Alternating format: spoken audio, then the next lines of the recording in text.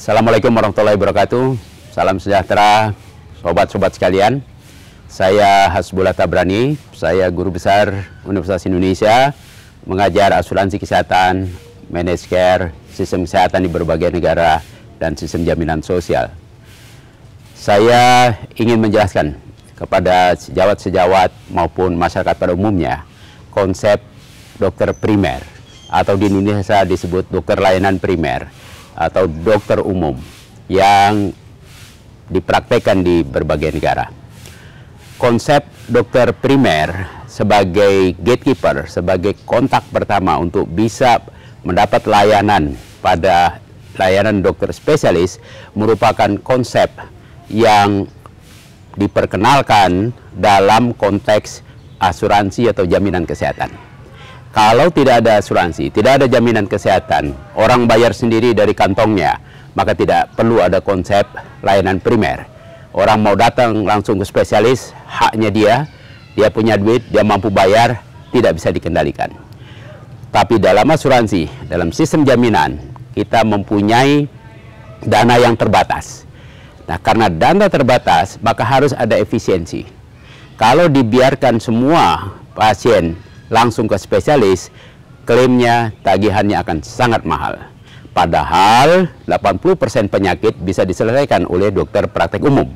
Oleh karena itulah konsep dokter primer, primary care doctors, atau di Indonesia mau diperkenalkan dokter layanan primer, menjadi penting untuk melakukan screening, melakukan seleksi mana penyakit yang bisa diselesaikan oleh dokter praktek umum, mana yang harus diselesaikan oleh spesialis. Di Amerika ada yang disebut teknik managed care. Saya telah mengikuti ujian profesi, dapat sertifikat ahli asuransi, dapat sertifikat ahli managed care, dan saya belajar di Amerika 7 tahun. Saya mengikuti betul bagaimana konsep primary care doctors di Amerika. Karena uangnya lebih banyak, maka di Amerika yang disebut primary care doctors atau dokter primer adalah ada 3 golongan besar. Pertama, dokter praktek umum, kedua, dokter keluarga, ketiga, dokter spesialis tertentu. Nah, dokter spesialis tertentu ini adalah spesialis penyakit dalam, spesialis kebidanan, dan spesialis anak.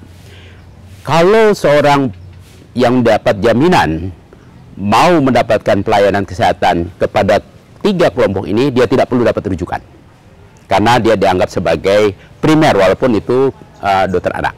Itu karena Amerika sudah mempunyai uang lebih banyak. Tapi di Inggris semua harus melalui dokter praktek umum, namanya GP fund holder.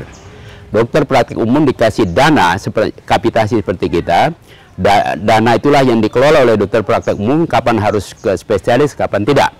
Dokter praktek umum, baik di Amerika maupun di Inggris, tidak perlu menambah pendidikan spesialis atau setara spesialis.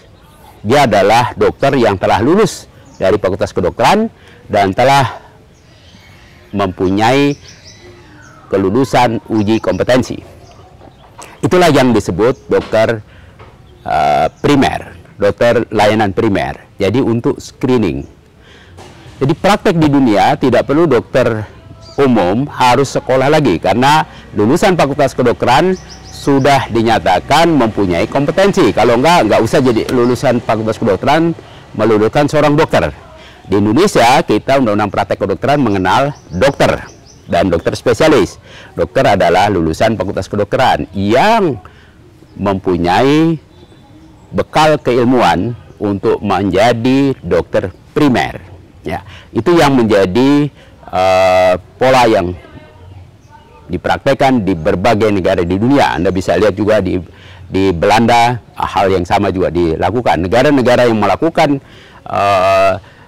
primary care doctors melakukan sistem rujukan menggunakan dokter primer, begitu juga di Kanada.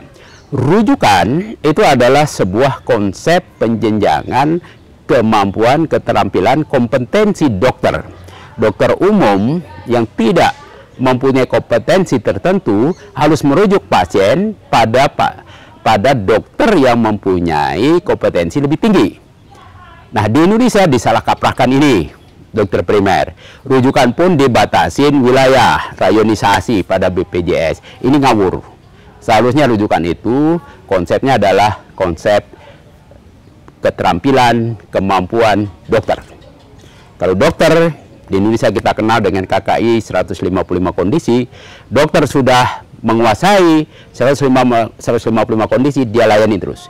Kalau dia tidak menguasai, dia rujuk. Kemana dia rujuk? Ke dokter yang lebih tinggi, yang spesialis, tergantung di daerah mana. Tidak boleh dibatasi wilayah. Ya, karena itu akan membatasi hak-hak pasien yang di dalam Undang-Undang Praktek Kedokteran, pasien mempunyai hak pilih dokter. Dengan demikian, maka dokter pun akan ditantang untuk melayani lebih baik. Kalau dia melayani lebih baik, pasiennya lebih banyak. Ini hak dasar, ini konsep dasar yang memang kita ingin terapkan juga di dalam jaminan kesehatan nasional. Kita kenal ada sistem rujukan.